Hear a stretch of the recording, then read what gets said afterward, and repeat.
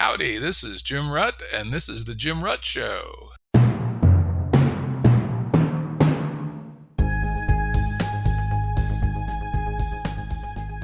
This is a Currents episode. Currents are shorter and less heavily produced than our full-length episodes and generally focus on a single topic.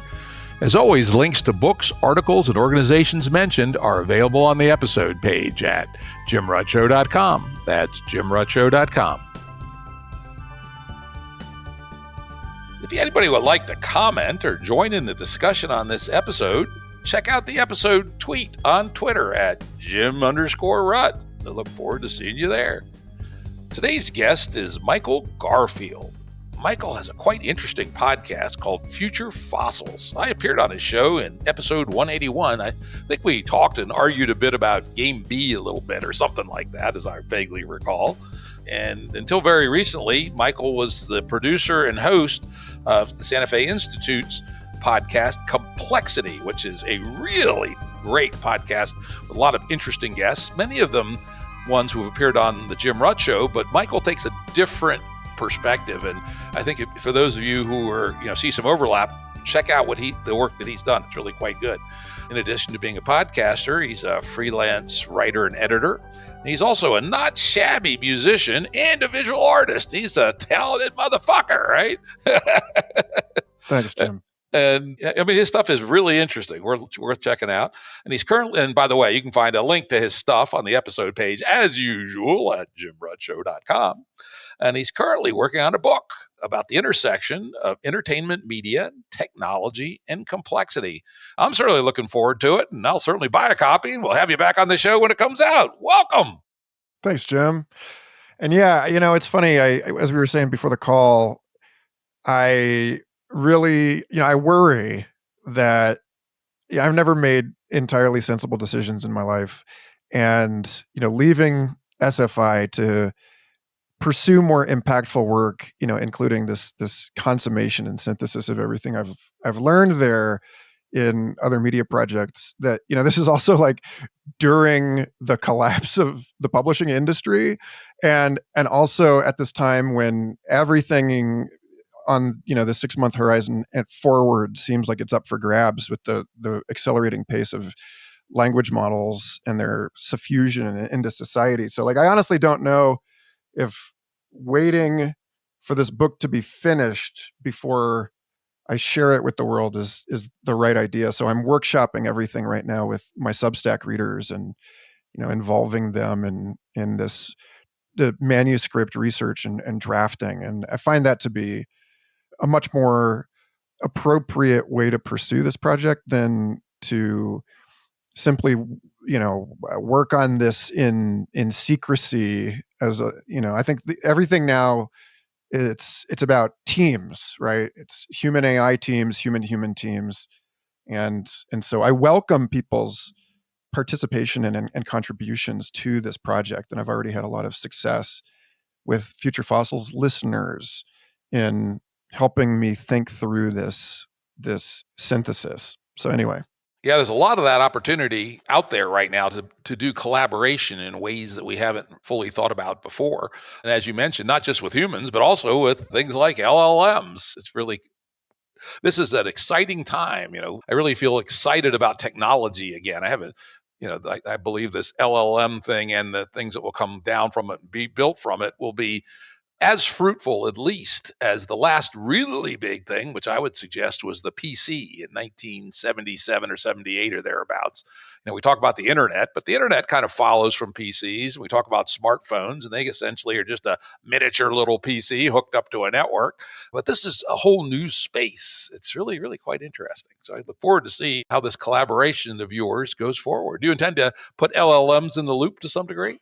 To some degree. I've already been drafting the cover of the book in Midjourney and the generative image fills from Photoshop, and I don't know. I'm going to be talking on Future Fossils to a couple from Copenhagen that are working on a project called Leica, which allows you to create bespoke, customized language models that learn your particular writing style. And so I'm at the same time, I call me old fashioned, but I still haven't found a lot of personal utility in writing with ChatGPT except to see what kind of interesting, like it's terrible at sonnets, for instance. It cannot do iambic pentameter to save its life. And so, I value, having some agency in this. And then, just to double down on this particular thing, I think that the way that these tools are being presented as a productivity amplifier is a part of the problem that I see us working through now, which has to do with a very essified notion that came up on complexity a lot, which is information scaling and the way that the super exponential production of information is causing something that you and I talk about a lot, as well as many other people in the so-called liminal web in which both of us have been implicated, which is the epistemic crisis of, how do we make sense of all of this additional information? And so this is where I see one of the core themes of the book really coming to the fore, which is that, I grew up a super fan of Michael Crichton's work and of Jurassic Park in particular. And, I studied paleontology with the book and film's principal paleontological consultant, Robert Bacher, as a child, and left paleontology when I discovered the work that David Krakauer did with Martin Noack on the error catastrophe and on the evolution of syntactic language.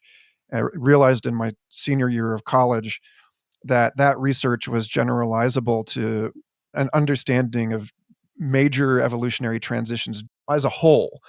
And so, these are these questions about, the complexity that's produced endogenously through recombinant relationships between agents in a complex system, and then how it pushes the sense-making processes of various, social systems, as simple as, chemicals relating to one another in a prebiotic soup, or the origins of multicellularity, et cetera, to create new levels of individuality. And, this is the driving story to make sense of the origins of complex society and the origins of what we're calling the techno-scene or the technosphere.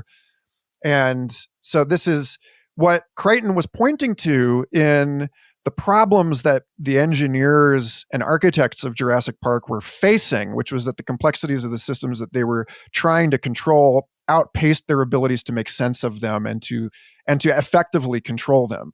And so I see Jurassic Park as a tale that's not really about dinosaurs in particular, but is about what, Kevin Kelly, after spending time at SFI, pointed to in his book Out of Control in the 90s, which is the way that our technologies have become living systems in their own right, and therefore exceed our abilities to model them adequately, such as, we can remain at the top of the so-called food chain in the postmodern world. That's of course hugely interesting. And, how do we deal with the level of both complicatedness and complexity that we have created, both advertently and inadvertently? And it's a huge question. Is human cognitive capacity up for the game? The early returns don't seem too promising. No, and of course, something that I talked about with David in the last episode of Complexity, which should be appearing soon, is that everything that you're talking about, but the PC revolution, the development of the internet, and so on, leads us deeper into what philosopher Timothy Morton called the hyperobject, which is, again, to point to Kevin Kelly, and who I just interviewed for the third time for Future Fossils and had a fabulous discussion with. Kevin talked in What Technology Wants about how this appearance of the ephemeralization of technology, that the phones are getting the interface is getting smaller and less visible, occludes the fact that all of this stuff is running on an ever greater and more pervasive information architecture, such that it looks like you're dealing with, instead of a room-sized PC like our buddy Bruce Damer has in his Digibarn museum, he's got the first PC, which is desk-sized, and now you're dealing with something that that it fits in our pockets and pretty soon will disappear even further. But it's actually just the tip of the iceberg of this enormous thing. and that all of us are actually connected with this. And I don't know if you've had Gordon Brander on your show yet, but No, don't I know him. Gordon at subconscious.substack.com. He's working on tools for thought. I'm talking with him and Kevin Awoki later today on the Green Pill podcast. But like Gordon and I have had a lot of interesting conversations about how the response to this problem of, an increasingly opaque information processing architecture that, in which each of us are embedded like coral polyps within, the colonial organism of a coral is, it means that, we can't really think of ourselves as discrete modern individuals in the way that we were inclined to, 300 years ago, that we are participating in a massive sort of distributed computation, and we're all sort of joined at the hip and the brain by these things. And so that it really, again, just a nod to David Krakauer and, the work that he did recently with Melanie Mitchell on do language models demonstrate understanding? David has made the point several times through his career that that culture in the modern world is defined by collective learning increasingly outpacing individual learning. And so even as we get better at that new meta individual layer of intelligence at understanding and interacting with things, as individuals, the world that we become, that we're relating to, is becoming more and more opaque.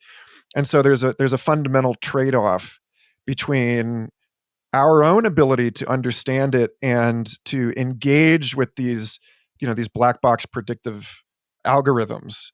And so, I think you look at, the work of, weirdo visionaries like Terence McKenna, and, how he built on Marshall McLuhan's work to say that, the information age is reviving an archaic way of relating to the world, a pre-modern sort of indigenous, animistic, polytheistic, cosmic view in which, we live in a kind of sentient ecosystem of, everything being animate, everything being that, we live in a jungle of our own making.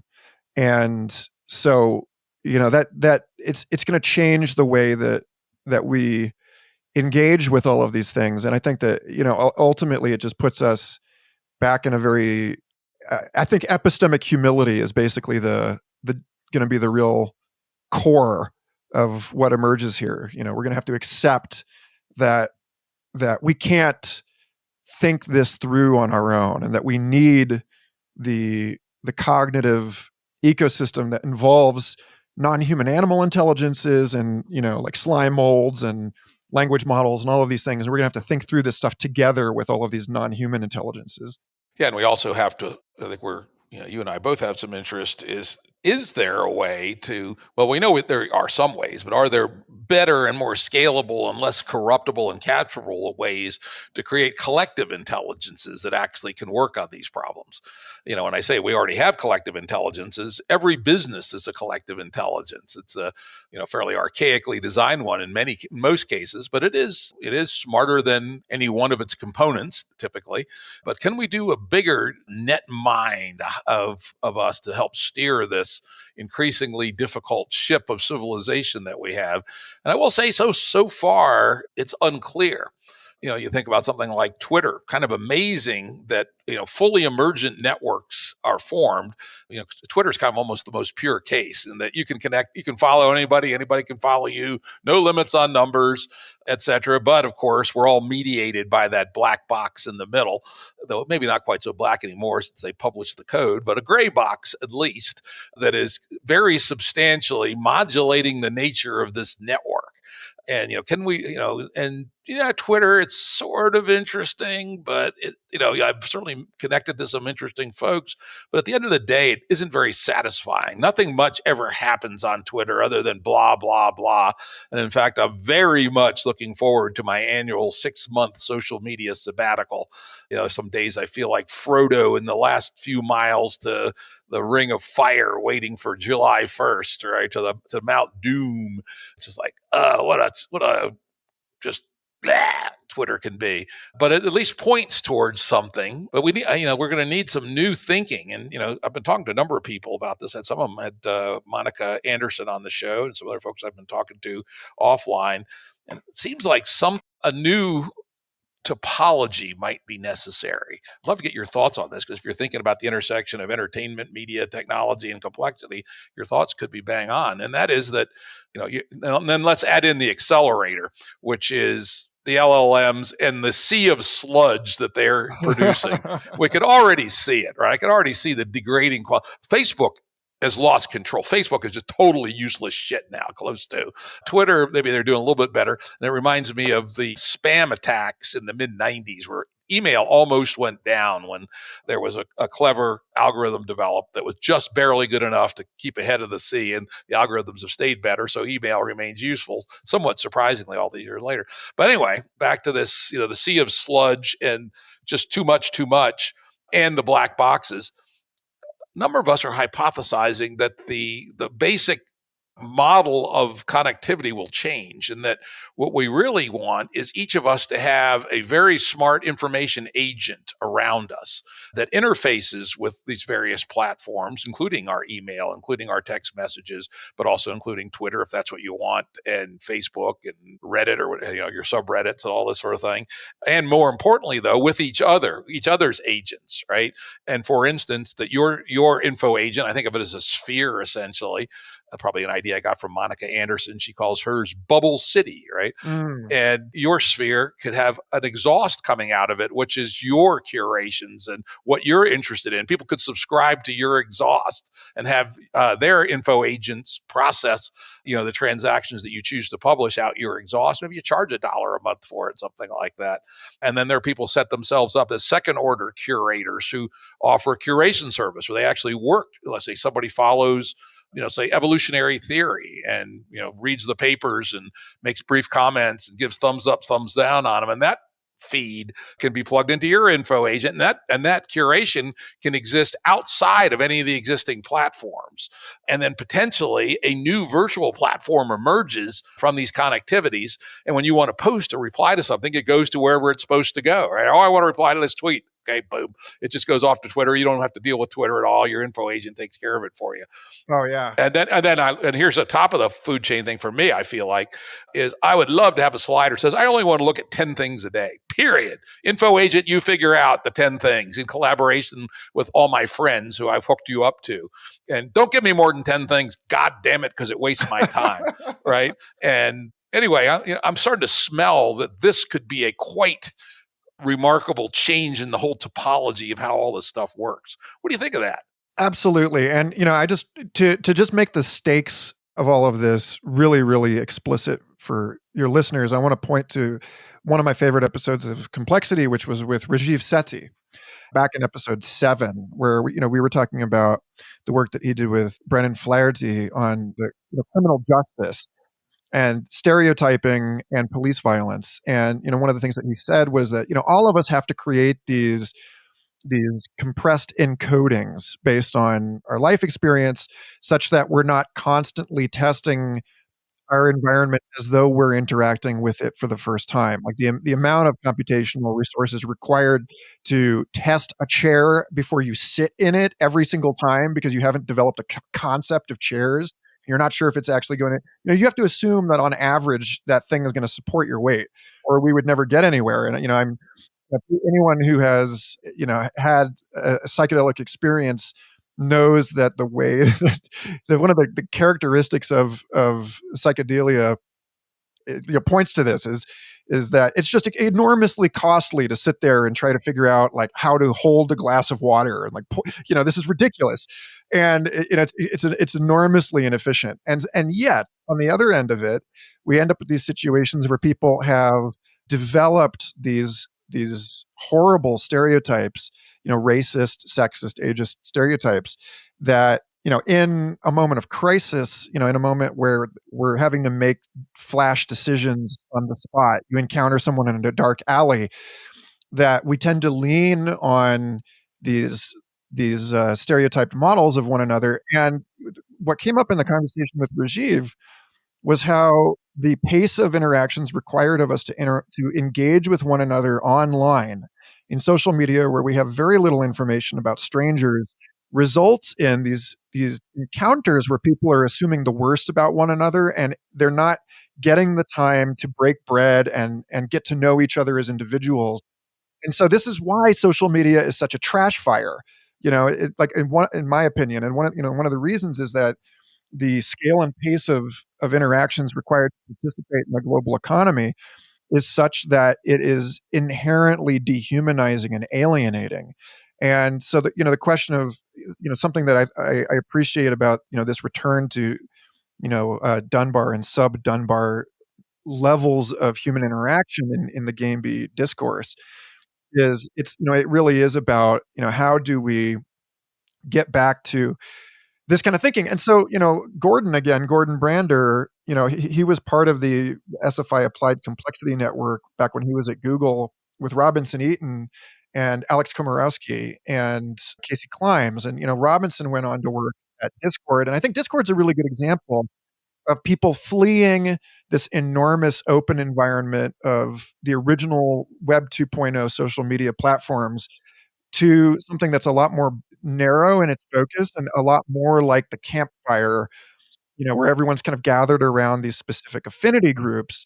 And when I had Burning Man's resident philosopher Caveat Magister on Future Fossils for the first time, we talked about this with respect to, Burning Man getting shut down due to COVID, and it really amplifying the interest that people had in regional burns and like backyard gatherings, and taking the ethos of cultural self-determination from Burning Man into a more human scale environment. And I think that, one of my favorite historians, William Merwin Thompson, talked a lot about the way that the technocratic paradigm of, the early information age would undermine itself and lead to a collapse that would bring back a village scale in human interaction.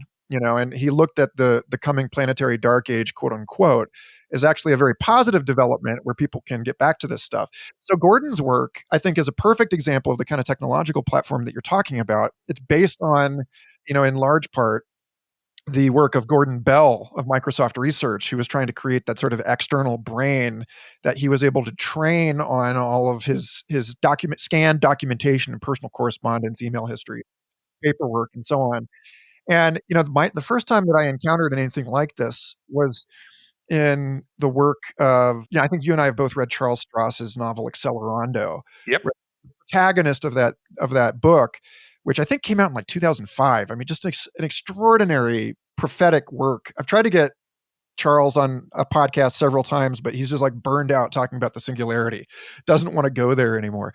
But like that, his protagonist, Manfred Max, had exactly the kind of system that you're talking about. It was called a metacortex, where, it was helping scan terabytes of news information for him every day, serving it up, synthesizing it for him, and then allowing him to not only identify interesting new ideas, have automatically patent filed, but then find the people that would benefit from those ideas the most, and then issue them patents for free. So he made his entire living in this story as a so-called venture altruist who didn't make a dime, but just benefited from this sort of non-rivalrous, non-zero sum, infinite game kind of cultural evolution dynamic that was empowered by this tech layer that you're alluding to here. And and the last thing I'll say about this was that in the sequel to that novel, Glass House, Stross also points to a similar kind of collapse back to the human scale, because that society 600 years hence has become, like, people are more or less guaranteed immortality because they've been, digitized and can be, basically respawned whenever their physical form is destroyed.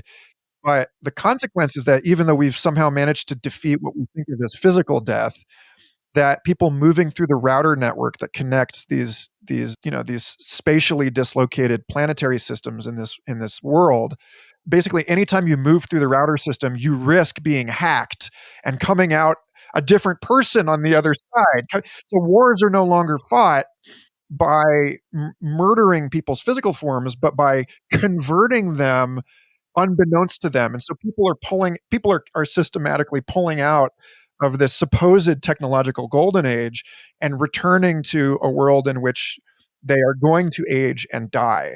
And I think that there is these two counterforces need to be presented as a kind of a negative feedbacks that we keep seeking this sort of endogenous information production thing, but then it's not indefinite. Like when this is an argument I've been having with Bobby Azarian for years about his building on David Deutsch and this notion that this kind of process is going to go on indefinitely. And it's like, well, no, because at some point the reach exceeds the grasp. And that was exactly the point made to John Hammond in Jurassic Park, was that like at some point you've created a system that's unmanageably complex, and so you seek to return back to something more manageable from whence you came. So how this all relates, I'm not really sure. Well, you hit a bunch of things there. Let me just respond, right? Yeah, please. First, I think one of the things that's I think we're strongly in agreement on is that intelligence. We have to have rules of thumb, right? We have to know what a chair is. In fact, I've been trying to get the idea out into the AGI world, where I do a little bit of helping out from time to time, that perhaps the human way to get to AGI, at least barely, right? I like to say we're the stupidest possible general intelligence, right? So is through heuristic induction, principally, right? Rules of thumb. We couldn't get through the day without lots and lots of rules of thumb. And it is funny you mentioned, I'm going to not even tell the name of it, but there's one particular psychedelic drug I used to be a fan of in my bad old days, where if you were driving a car, which you shouldn't have been doing, you had to pay total time and attention to every single move you made. And if you did so, you could drive brilliantly. But if you talked to the person in the seat next to you, you'd end up in somebody's front yard. And it was quite an interesting and weird experience, to say the least. So heuristic induction is certainly something that we use, and it's not entirely clear yet. Well, I think it is pretty clear that things like large language models don't have that concept, and probably to actually get to general intelligence, there'll have to be some other parts of the architecture that do something like heuristic induction, though the LLMs may well serve as a piece part for finding them. Next, you talked about sort of the unsatisfaction of all these amorphous, spread around the world conversations. And what I've long said is that the way to make that work better is to combine those weak links with strong links, right? And to build networks at the Dunbar number, or up 2 or 3x the Dunbar number, that include a strong mixture of strong links and weak links. And by strong links, I used to mean face-to-face. And I still think that face-to-face is by far the best way to build strong links. I think back of the intense face-to-face sessions I've had with people over the years, and I know those people way better than anybody else, right? Even if it was only for a weekend, as long as it was an intense enough weekend. While weak links, on the other hand, are inexpensive to maintain and can communicate low dimensional information at low cost and high speed. So somehow combining the two. And now today, since things like Zoom became ubiquitous, I have found you can build stronger links with things like Zoom than you can with things like Twitter or Slack. And so, I think that's worth thinking about, and we'll certainly have much more immersive ways to interact virtually as well. And so think of the architecture of weak links and strong links when you're thinking about these things. Next, you gave the description of, bias. You're in a dark alley, right? There's, generally speaking, some signal in most of these biases, right? Some there's not, but many there is. And, if you think about them as Bayesian priors, you may not be too far off the whack. But it's important to update your prior based on experience and what you learn. But on the other hand, to pretend that there's no information at all in these signals is kind of goofy, frankly. And the people who claim that they don't are in the main lying, in my perspective. With respect to the Dunbar number, this opens up, I think, to my mind, still about the richest insight yet from the Game B movement and thinking, is that what we're missing in the current world is a mesoscale for most of us. I mean, some people still have it. They live in certain kinds of neighborhoods in certain places. But that's where the nexus of your life and your support and your security is from a group of, 150, 300, 100, something in that range of people who you live with face to face and have high dimensional interactions with. And if we look back in history, most humans live that way until about 1870. Even in the United States, in 1870, majority of people were still living on a farm in a rural community where they knew the people, multiple generational interactions. Since then, however, particularly in the West, but now throughout the world, we've been trading in the mesoscale, these rich, high dimensionality provisioning networks of security and embeddedness, et cetera, with two cold transactional systems, one called the market and the other called the government.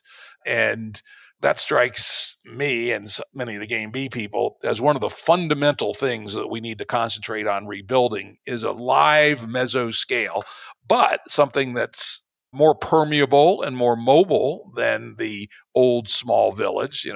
My mother grew up in a small town and hated it, left as soon as she could when she turned 16, and a bunch of narrow-minded, stupid-ass people. So you need to have some provision for people to move between them, and fertilization and a mixture of diversity and coherence. Getting that balance right is going to be interesting. But I do think there's a tremendous amount of opportunity to rethink how we organize the nexus of our security and our embeddedness. I think that's really, really interesting. And just as a final aside, I happened to meet Gordon Bell once at SFI, actually, and had a nice chat with him. And he was the father of the VAX computer at Digital, which I actually used in my first two startups. It was the best damn computer there ever was. I still say I've never seen a better computer than the DEC VAX and the VMS operating system. And I told Gordon so, and he kind of very shyly chuckled a little bit. And that was kind of fun. So anyway, back to you, Michael. Oh, yeah. And, just to talk about this resurrection or restoration of the mesoscale. Yeah, I think about this all the time. And, on both of my podcasts, I reference a lot this article that was written for Vox EU by Wendy Carlin and Sam Bowles back at the beginning of the pandemic in 2020 about the coming battle for the COVID-19 narrative, which pointed to precisely this thing. They created a triangular plot of state power, market power, and on the third axis, something that most of us do to our, the colonization of our minds by these economies of scale and the convenience that they, at least for a long time, seemed to provide us. This third thing, which is the civil society, right? The neighborhoods, the guilds, the mutual aid networks, like the kind that in Bed-Stuy, Brooklyn, that my cousin Samantha Garfield was volunteering with at the beginning of the pandemic for a while, and the autonomous zone that sprung up in Seattle during the George Floyd and Breonna Parker protests. And you look at the way that as someone with two small kids living hundreds of miles away from the nearest blood relationships that I have or my wife has in our family, this sort of go west young man mythos of American car culture and manifest destiny and westward expansion, et cetera, has undermined itself now to the point where the pain of living even in the suburbs of a relatively small city like Santa Fe is that people. It's clear that people don't really know how to forge relationships with their neighbors anymore. That we've become so dependent on these, the state and the market for our sustenance, for our entertainment, et cetera, that we people have lost the ability to grow their own food, and so we have the all of the benefits of the city as a social reactor, but these people are living in food deserts where if there is a collapse of the supply chains more pronounced than what we saw during the COVID pandemic, then all of those benefits evaporate, right? And I loved one of the big inspirations for Future Fossils podcast was Doug Rushkoff's work, and in particular his book Present Shock. And Doug, in his promotion of this notion of team human, has talked a lot about how it used to be the case that growing up in New York, that there was one person with a grill, and that you'd have block parties and like everybody would get together and, you'd share food, you'd have, everyone would be updating each other on what they have and what they need. And, this really natural sort of, neighborhood scale kind of community of mutual support. And at some point, all of us got sold on this idea. Like I had an argument with my wife about how, we have people with leaf blowers on three sides of us, and we don't need our own leaf blower, but we've all been sort of sold into this idea that everyone has to have one of everything or two of everything in their house. And, the material costs of this are insane. This is why, as of like 10 or 15 years ago, and I'm sure it's worse now, that the American standard of living would have required 9 planet Earths in order to sustain it. So, and there's the other level too, which you alluded to in the last comment that you made, which is the, James C. Scott seeing like a state issue, right? Which is that the platform of state and market level computation is coarse graining information at the human scale. And so this is another reason why, in spite of all of the benefits conferred by living in society, that there's an inherent tension between the individual and the institution. And David and I talked about this in episode 106, where it's like simply due to the social contract that we create with one another, that in a way, being members of this society is the primary and most impactful relationship we have, and it supersedes the relationships that we have with one another, and renders each of us basically, numbered individuals rather than we just become sort of barcodes in this bigger thing, in the way that we as complex organisms do not relate to our individual cells as they're fungible, right? And so there's something that's lost in our dignity as modern agents in the profusion of this stuff. I want to point to Cosmas Shalizi, whose essay on his blog, The Singularity in Our Past Light Cone. I just want to read a little bit from here, which he says, this alludes to a lot that we were just discussing. He says, the singularity has happened. We call it the Industrial Revolution of the long 19th century. It was over by the close of 1918. Exponential yet basically unpredictable growth of technology, rendering long-term extrapolation impossible even when attempted by geniuses? Check. Massive, profoundly disorienting transformation in the life of humanity, extending to our ecology, mentality, and social organization? Check. Annihilation of the age-old constraints of space and time? Check. Embrace the fusion of humanity and machines? Check. And so this last piece about the annihilation of the age-old constraints of space and time is where I'd like to steer this conversation with you, because this is like one of the primary themes that has been coming up for me since reading Present Shock and really, in my writing about Jurassic Park, which is that and Westworld is another work of Michael Crichton's that alludes to this, and so does Sphere. Like all three of these books deal with the way that in the pressure to create ever more comprehensive computational architectures as these new institutional layers emerge, demands more and more of us, that we lead into a breakdown of a clear differentiation between moments in time and also locations in space. And so to your, this is where the future is one in which dinosaurs exist, right? Like and humans are, it erodes the narrative of progress.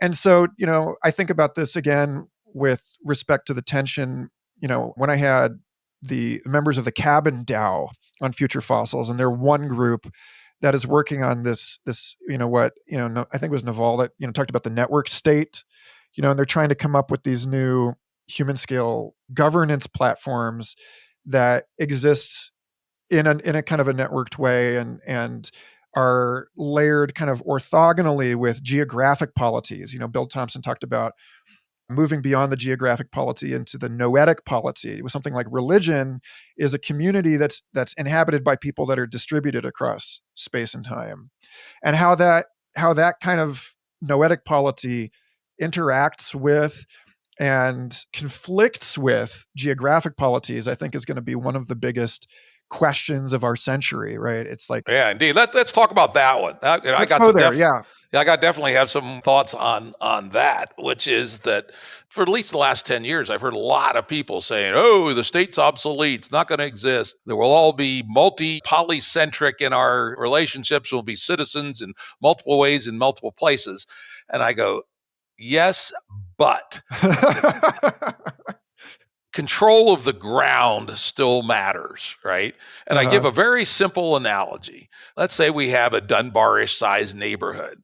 Will we allow drinking in public or not, right? It affects the quality of life in both, either way. I mean, there's positives and negatives to how you set that switch, and I can argue for either side of this one. That's one of the reasons I like it so much.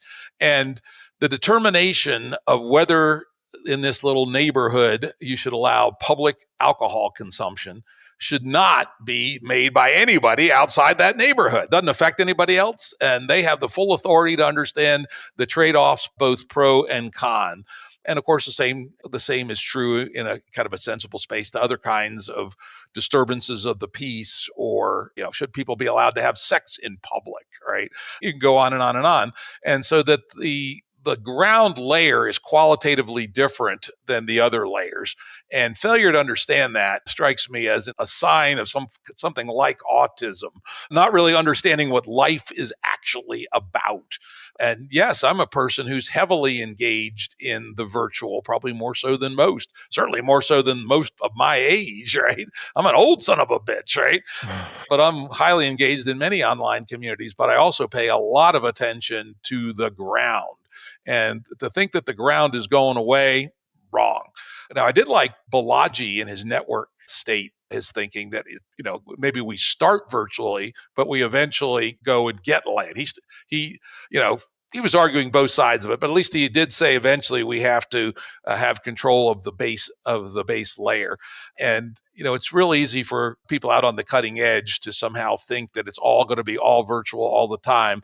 But I suggest you go to Walmart someplace in Mississippi, and I think you'll be disillusioned of that pretty quickly. and also just get the hell away from your computer and go out and just deal with people. It makes a whole bunch of sense. And I may also react to the idea of suburbanites, totally isolated in their little houses, and everybody having 3 leaf blowers and all that. Yeah, unfortunately, I'm older than Doug Rushkoff by about 7 or 8 years, I think. And I was able to grow up in a place in a post-World War II suburbia that was very much unlike that. The example I love to give was these mothers who had all come from somewhere else. This was outside of D.C. in a close-in burb where a farm had recently been converted into a subdivision. People from all over the East Coast did not know each other at all. Less than half of them were high school graduates. Essentially, none of them were college graduates. And yet, they were able to build cultural capital and build commons very quickly. One of the things they built was the babysitting club. Nobody had any money. They couldn't afford to pay anybody for babysitting, but they'd all like to go out on dates with their husbands or with their boyfriends, I suppose. And so they quickly built this group where they had a ledger in a bound book. And if you gave 3 hours worth of babysitting, you got +3 in the book. If somebody consumed 3 hours, it was -3. You kept the ledger, and once a month there was a report. And these folks were able to build that commons, and it worked great because they still knew how to deal with each other in a human way and assess who was too dangerous to let in the babysitting club, right? Clearly, it's a membrane, a semi-permeable membrane, like we talk about in Game B a lot. And there were some women who were not invited to join the babysitting club. They were not considered to be sound, but most women were. That same neighborhood, again, keep in mind, essentially no college grads, less than 50% high school graduates. We also built a community swimming pool. Our community was growing so fast that the county couldn't build any infrastructure to speak of. They could barely keep up building schools. And so a number of the fathers this time came together, established a not-for-profit corporation, sold, I think it was 300 memberships, and built a very nice community pool, which still exists to this day, amazingly enough, and self-governed, self-run. And the same was true of our local sports teams. We had a boys club that was emergent and not affiliated with any government entity. This was before the rec departments had any money, and they cut deals with the schools to play ball on their school fields and all. And the parents of my parents' generation, these were the World War II GI Joe generation, they still knew how to do that, right? Boomers, considerably less so, but then the next generations afterwards, less and less and less so in the physical world. And this seems to me a major mistake of our civilization, is to have given up on the skill of dealing naturally and organically with each other at this ground level and building commons. As we've been thinking hard about what is game B really, at one level you can say it's creating semi-permeable membranes and creating commons inside of them. And I think this is a hugely important thing, that everything about our current society is driving in the opposite direction, towards ever more atomization, ever more anonymity, ever more government, and ever more market. When in reality, we ought to be finding other ways to live. But that's not to say the market is bad. The market's one of the greatest inventions of the human mind. But to put the market over everything is nuts. And we will always need governance, but the idea that a government of 350 million people whose headquarters is 1,000 miles away should be making any determination about what you do in your local community strikes me as nuts, and in which our ancestors would not have tolerated in a moment, right? That's not how humans have historically lived.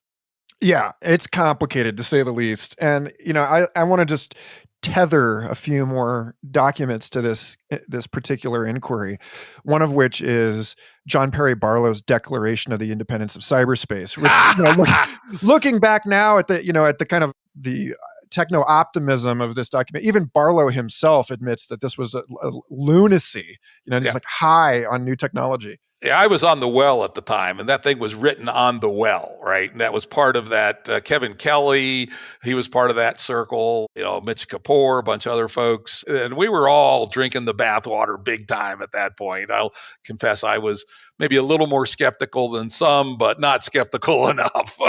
Yeah, I mean, and it's fair, because you have this thing that was just as true of Marconi and the evolution of the radio.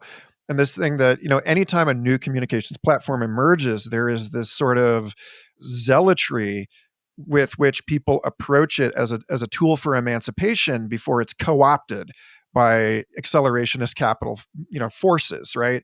And so again, when I was a Google Glass Explorer and I was talking with John Perry Barlow at my friend's music festival, Rootwire in Ohio, there's a video you can find of a micro interview I did with John through Google Glass, where he says, I remember wanting this thing. He's talking to the glass. He's saying, I remember wanting you once upon a time, and now it's like now I don't want anything less than you, because like with age comes the ability to reflect on the way that these things emerge and are successively co-opted.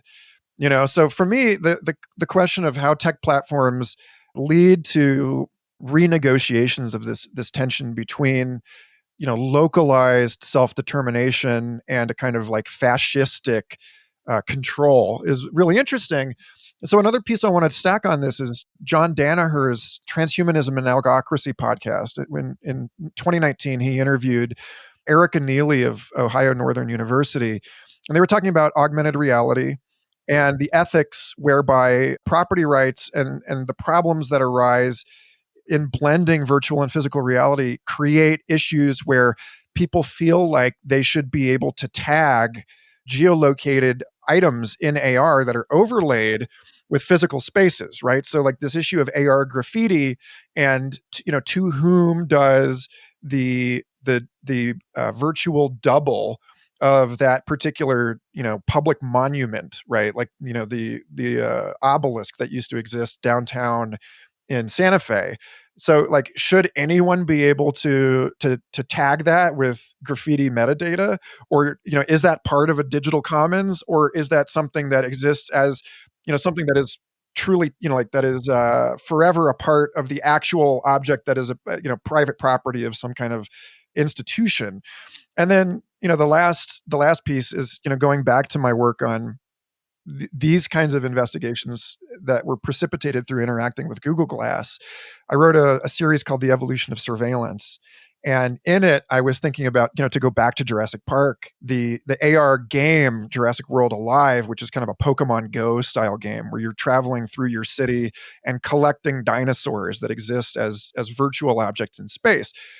That game, which was developed by Ludia, and Pokemon Go, which was developed by Niantic Labs, which received, like, Niantic exists courtesy of CIA funding, and so the question of why people were so interested in how to get virtual objects on a map to steer collective human physical space behavior is a really interesting one. This is another piece explored in the work of Charles Stross through his novel Halting State. So you have these issues where, like, you create a rare Pokemon or dinosaur that exists downtown in some city, and then you can motivate everyone to try and, like, cluster a busy traffic intersection and block and divert physical traffic through that intersection. And so these questions of, like, well, who is actually placing these things on the map? Supposedly they're algorithmically generated, and, like, your Charmander or whatever is, like, just.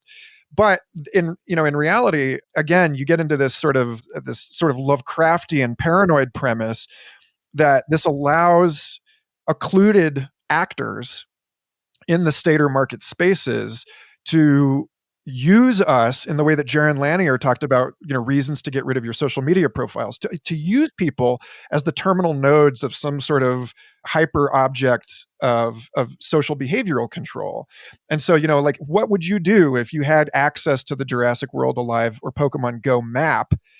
Well, you could steer, you could interfere with the presidential limousine, and prevent it from getting to the airport on time, or place it in the path of a sniper, and these kinds of things. And so, the question of who actually gets to control the metadata that is overlaid with physical space becomes one of extreme importance, and it's not just a sort of video game separated from the consequences of our physical lives.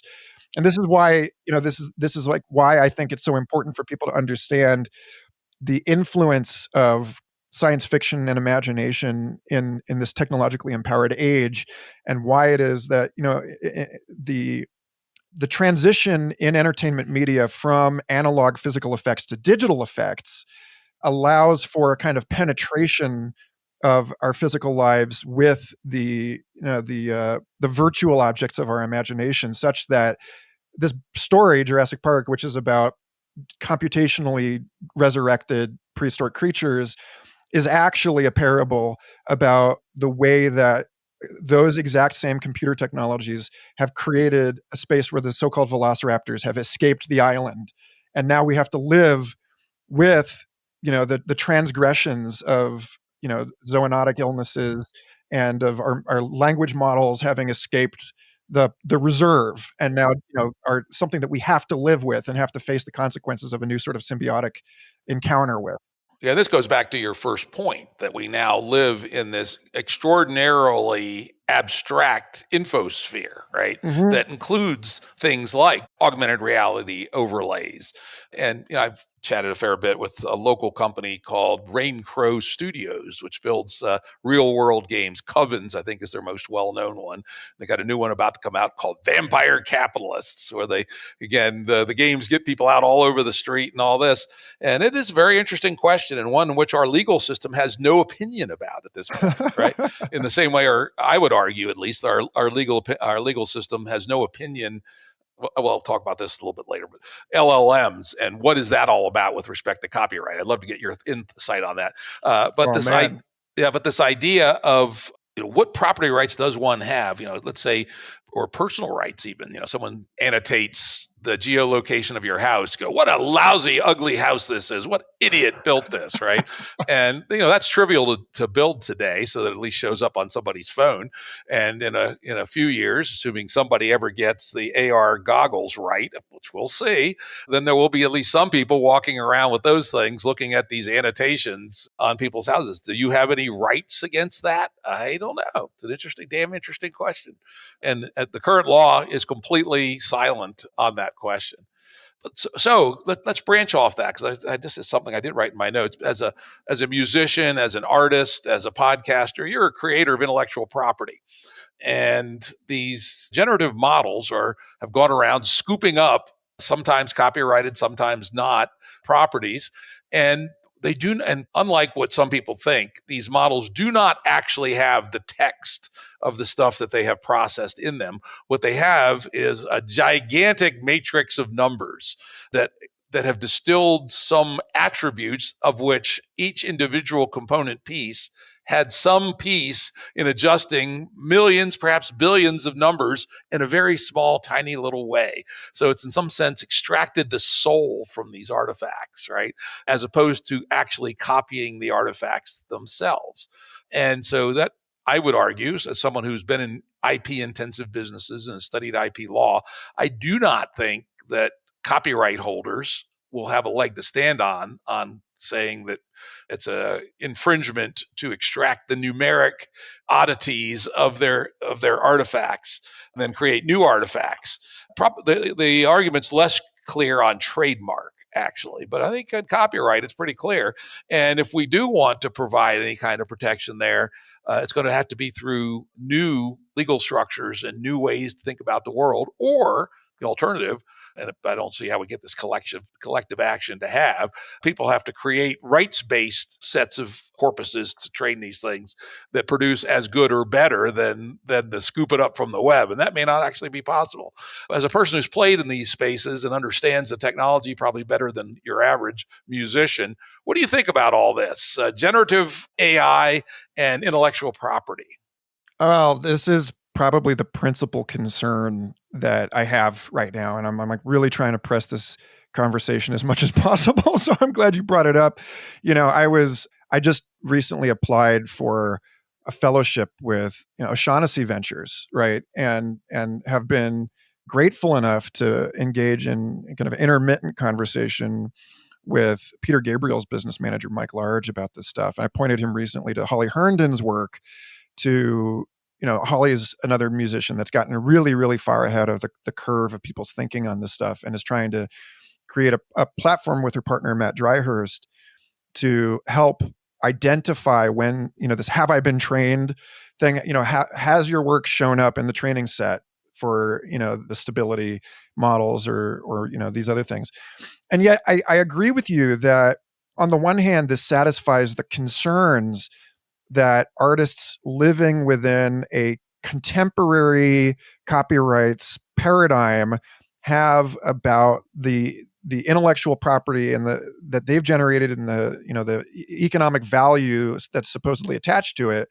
Is my stuff just being appropriated in the way that the genetic information of Henrietta Lacks was appropriated, and her family's never going to get paid for that, or Holly gives the example of the Amen break, which is the most sampled piece of music in the entire history of music.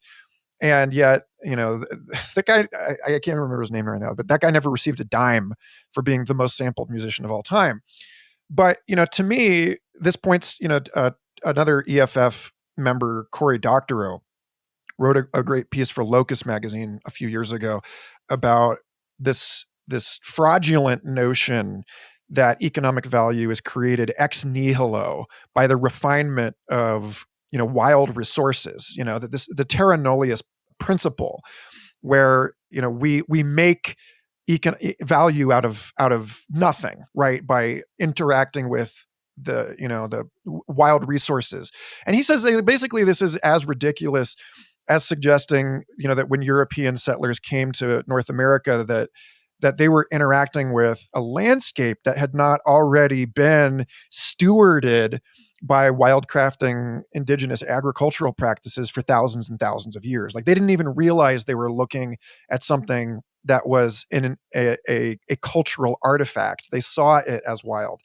And so, when I think about the way that artists that are afraid of these language models appropriating their work are engaging with this issue, I think that what they're really, these people that want Disney to fight stability AI and win a copyright case about this are not thinking clearly, because they're saying that somehow cultural value started with their refinement of something that they created intellectual property from scratch, and they're asking the automated royalty payment system to start with them rather than to reach back into hundreds and hundreds of, thousands of years of cultural inheritance and remixing. It's the same issue with likeness rights, right? Like, you don't want your image, like you were saying earlier about, graffiti tagged to your residential properties. You don't want your image to completely spin out of your control and be used in, pornography and deepfakes or whatever. At the same time, why does your likeness belong to you? Your likeness was inherited from your parents, and they inherited that DNA from their parents. And so I think this is a really profoundly sticky and complex question, because ultimately what we're saying is that we owe the past nothing, but the future owes us everything. Yeah, I love this. This is a very nice, sharp lens, right? Because another way I think about it is every one of us who's a creator has been able to participate in our creation because we've been embedded in a commons that's been built up over 300,000 years, right? Do I owe royalty on my essays? Do I owe royalties to Chaucer because he invented Middle English, right? You say, without Chaucer, Rut, your damn articles would, you couldn't write them. It seems crazy. And yet this is sui generis. This is something new. So we as a society have to come to some thoughts, because the old law, I don't believe will help the artists. I don't think it will. And certainly, and I will also say, as a practical matter, there's too much to be gained by too many rich people for it to fall their way, I suspect. Even with the mouse on their side, the artists are going to lose, I do believe. But it doesn't mean we can't come to some kind of consensus. And perhaps something smarter is, again, come back to this idea of commons. Suppose we built and I know somebody working on this or about to start working on it, built a corpus of all rights agreed and contributed material that becomes a commons, and that they together will get dividends from the licensing of these things. And yet it still has the ability for all of humanity very inexpensively to have access to all this creative stuff. That plays in closely to a thought experiment of mine. I said, if I were president of the United States, goddamn, or actually better, king of the United States, who the fuck wants to deal with Congress assholes? If I was the king, one of the things I would do is limit music copyrights to 10 years, and for one reason, so that when you're 25, you can grab the music from when you were 15 to put into videos for free. So, you want to put a Rolling Stones song in when, say when I was 15, Rolling Stones, the Beatles, all that was the shit. By the time you turn 25, it's available for you to use. And in reality, artists, I know writers, none of them in their calculus put much value into their act of creation on what their thing would be worth in 10 years, right? It's and a very, very, very, very tiny few luck out and turn into a perpetuity, but it's less than 1/10 of 1% of all artists. So why in the world should we be rewarding the 1/10 of 1% lottery ticket winners when we could have been creating a commons for everybody to use in their work? And I think some thinking like that, some level of rights, but into a pool that's priced very inexpensively, and that the economic rights dissipate relatively rapidly, might be a framework for thinking this thing through. I think you're absolutely right. And I think that the issue of the commons is the crux of this. I love and frequently reference Lewis Hyde's book Common as Error, which is about the history of intellectual property in Europe and the United States, and the way that our treatment of intellectual property has, patents and copyright in particular, has diverged rather profoundly from the way that they were originally articulated by the founding fathers of the United States.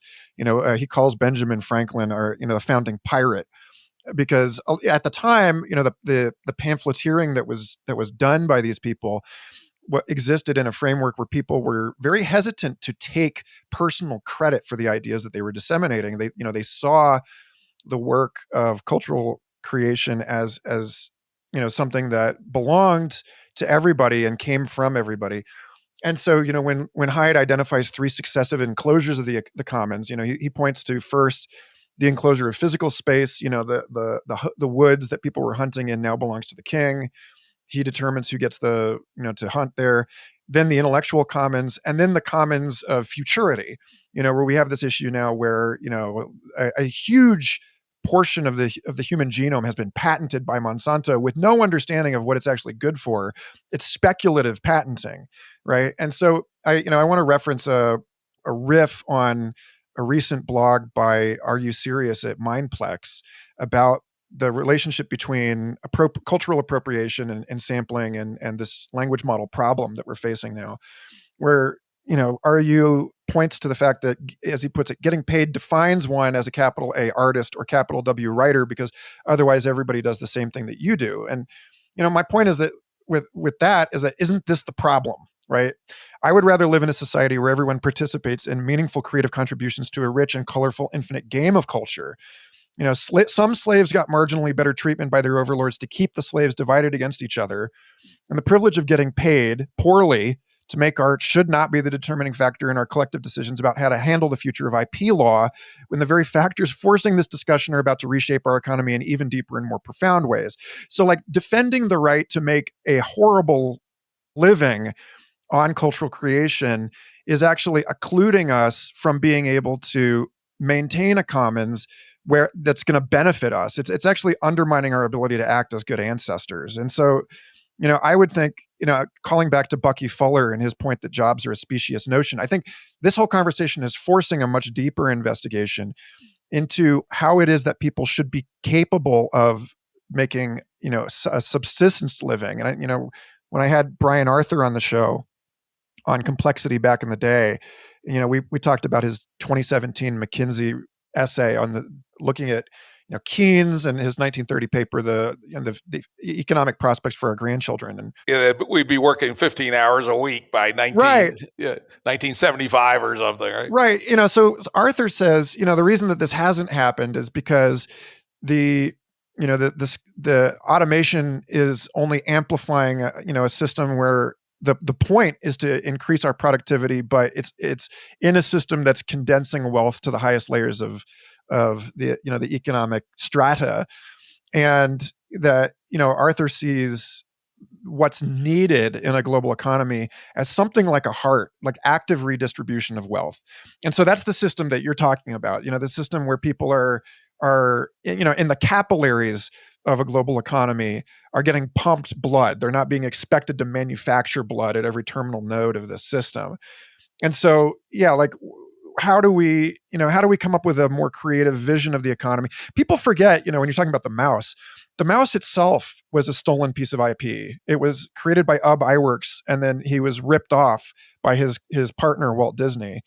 So is that really the world that we want to foist on our kids? In my opinion, absolutely not. Yeah.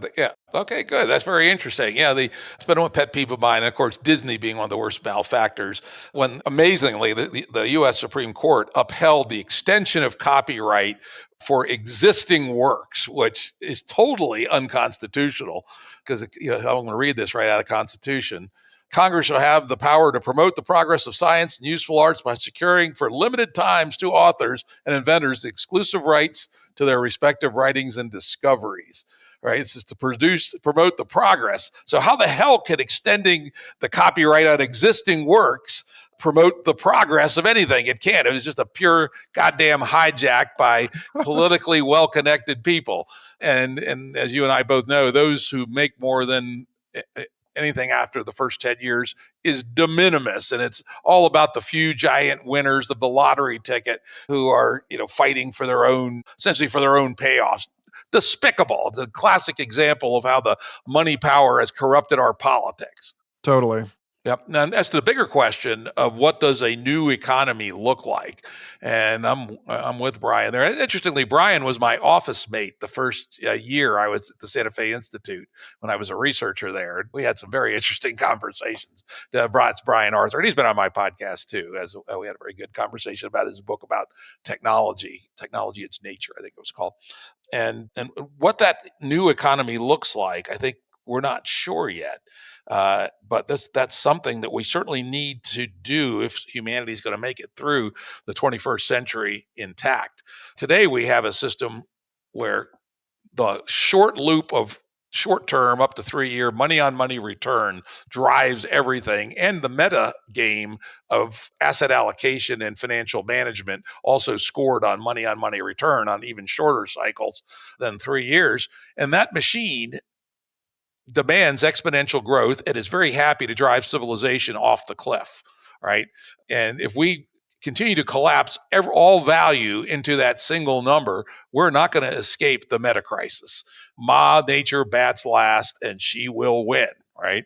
I personally don't believe it's the end of humanity, but it may well be the end of the deep technological stack for at least a few hundred years. And if we're going to avoid that, we're going to have to find a way to not be on this ever increasing exponential growth. And we're going to have to find a way to meta stability. And the current institutions just do not support it. Even down at the level of how our monetary system works. People have heard me rant about money countless times. I have a good YouTube called Dividend Money that lays out an alternative. But there's everything about our system is designed to force this more. Why are there 200 varieties of shampoo at Walgreens, right? No good reason. It's just out of control and it's nuts. On the other hand, we also know that central planning, a la the Soviet Union, doesn't work either and leads to even more horror.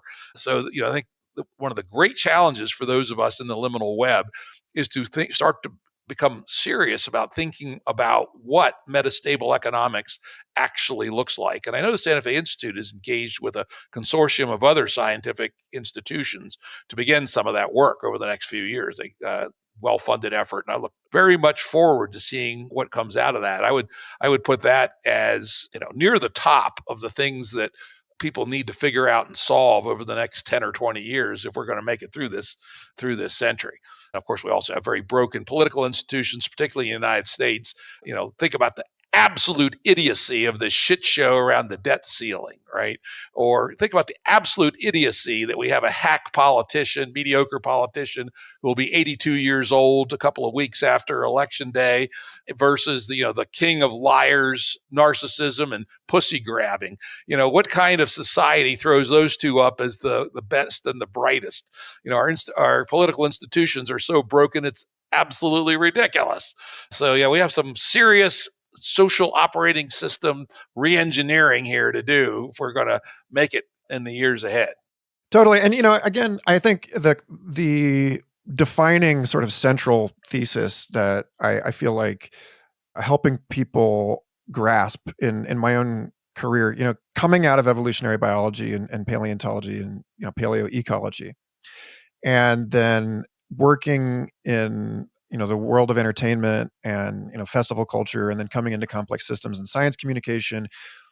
I have an angle on this, thinking about being a technological early adopter and guinea pig, and everything in the first essay collection that I'm going to make as an ebook available to my Substack and Patreon supporters here soon, called "How to Live in the Future." It's a book about how to think through the lens of natural history at the evolution of technology in a way kind of like what Kevin Kelly has been doing in his work, to think about all of, technology as something that exists as an extension of the biosphere and noosphere, just as everything else does, eroding the boundary between the dynamics and characteristics of living and non quote unquote living and non-living systems, challenging that boundary conceptually. And so where that puts us is in understanding the ways in which what we're living through now is, different, qualitatively different from what has come before on this planet, but also continuous with, so that we're not stranded and desperate in our attempts to make sense of, the maturation of the internet as something that is completely unprecedented in biosphere, right? And so when I had Ming Liu, SFI postdoc Ming Liu on complexity, I think it was episode 80, he studies the evolution of mycorrhizal affiliations, between plants and Trees. fungi. Yeah. Yeah, and he says, look, if you look back at, once upon a time, a significant amount of the petrochemical deposits on Earth are due to the fact that fungi had not yet figured out a way to metabolize wood, right? So the whole surface of the planet was like the terrestrial ecosystems of the planet were covered with fallen logs that no one had found a way to make use of, and this was essentially an industrial pollution catastrophe. And much as earlier in the world, we the earliest photosynthetic microbes flooded the atmosphere with oxygen, which was at the time was a toxic chemical, and it took the evolution of the glycolytic metabolism to metabolize atmospheric oxygen before it destroyed everything in the world. And then later it took the evolution of the digestion of lignin to prevent another catastrophe where, so we're here again. And in some ways, the climate disaster that we're living through right now is just the latest fold in this ongoing iterative story whereby the industrial pollution processes are closed. I've heard Daniel Schmachtenberger talk about this a lot in terms of, creating circular economies. You got Kate Rayworth and the donut economy, Right. This kind of thing. And so this is where we are. This is, looking forward, this question of how to reconcile the demands of the economy to continue growing indefinitely with the real physical constraints of our planet, I think is resolved by the innovation of metabolisms that close these material, informational, and energetic loops. And so it's really just about, how do we keep this thing, the question of how do we keep this thing from running off the rails has everything to do with what, I've been following the work of Charles Eisenstein for a long time, and in his book, The Ascent of Humanity, he suggests that early capitalism and also, what we're calling late stage capitalism were like weeds growing in an empty parking lot. And that at some point, that first stage of ecological succession matures to the point where the soil has been prepared for trees. And then trees fall over and they create logs that allow for the growth of new trees and new mushrooms and so on. And we haven't figured that out at the level of a planet scale economy yet. The question of how do we mulch all of this economic production so that its decay becomes something that can be reutilized. And so, when you're talking about currency design, the last thing I'll say about this is the architect of the euro, Bernard Letzier, suggested that where the rubber hits the road as far as our money systems are concerned is that the entire capitalist economy depends on, the dividends of money that accrues value over time by being removed from circulation, and that usury is essentially at the root of this problem, and that what we need is a global economic system based on money that actually decays in value over time as it's being kept out of circulation. Demurrage is the answer to this problem. Yeah, my dividend money platform has a knob that you either make it negative or positive based on measuring the velocity of money. And there's no doubt about it that demurrage is something that we don't have in our current system that would make a huge difference, as would focusing on velocity. There's a whole lot of interesting design work there. Let's see. We got just a few minutes here before we wrap up. I want to get your thoughts on one of our early. Oh, by the way, Charles Eisenstein was the guest on my most recent podcast. You can check it out at thejimruttshow.com or your favorite podcast app. Ken Stanley is an interesting guy in neuroevolution and also now in deep learning. And he wrote a very cool book on open-ended exploration, why greatness cannot be planned. And, he makes an interesting argument that, he slightly overstates it, I thought. I said, but the tendency to have objectives first forces us into these hill climbers, right? And if we can relax that constraint and say, why don't we see what we can create without necessarily having an objective in mind, we can produce much more interesting things. And truthfully, I've seen the ability of ChatGPT to do these things, particularly under API control, where you get into a loop where it's essentially skyhooking itself into creating something with no objective at all. And how we add that into an ecosystem of humanity? I'm not really quite sure, but I think it's a very interesting opportunity. If we were making music, not because we thought it had a one chance in 10,000 of becoming the next Taylor Swift, but rather because we love making music with our neighbors and jamming, where would music go instead of it being under this money on money return constraint? I suspect it would be much more interesting, but I'm not sure. Yeah, so this is actually one of my favorite topics because I'm kind of a puer aeternus or Peter Pan character. David Krakauer said I'm an exemplar of what he calls high temperature search, which is, we discussed that in our last conversation for complexity. Alison Gopnik's work on the explore-exploit tension, and the reason why the noisy open-ended search and exploration of children is balanced ecologically, why play is essential in the evolutionary process, why it is that we don't just have this sort of like optimized, narrow-minded search that's more characteristic of risk-averse adult cognition.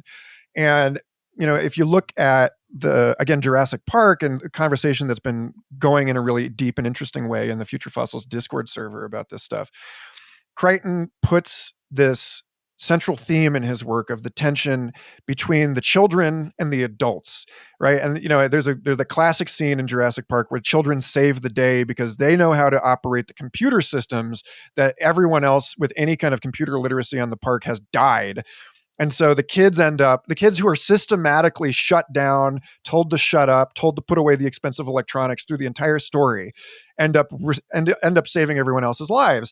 And I think that, this speaks to this sort of economic question that you're pointing to, which is that, in order to navigate the profusion of new challenges that face us in this explosive endogenous novelty space that we've found ourselves in, then we need to emphasize the ability to explore the space of what Stu Kaufman called the adjacent possible, and really, really allow this sort of childlike cognitive mode to regain a prominence and a partnership with the efficient mode, allow more noisy kinds of thinking and search to come back into the process. And so, this is why it grieves me to hear people talk about how they don't understand the economic utility of the arts.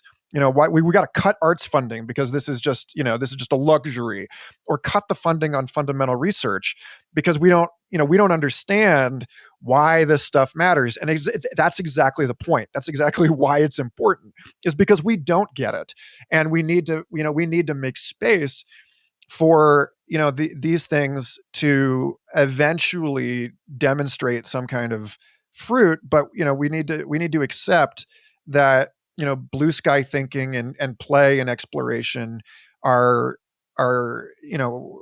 just unfathomably important. And again, this is why like the challenge of being at the margin or at the growing edge of things is a persistent one, because this is why the liminal web is liminal, right? Is because the work of sense making is by definition economically illegible. So like, you're in a privileged point where, you're at the tail end of a career where you've already made enough value that you can pursue these things without great risk to yourself.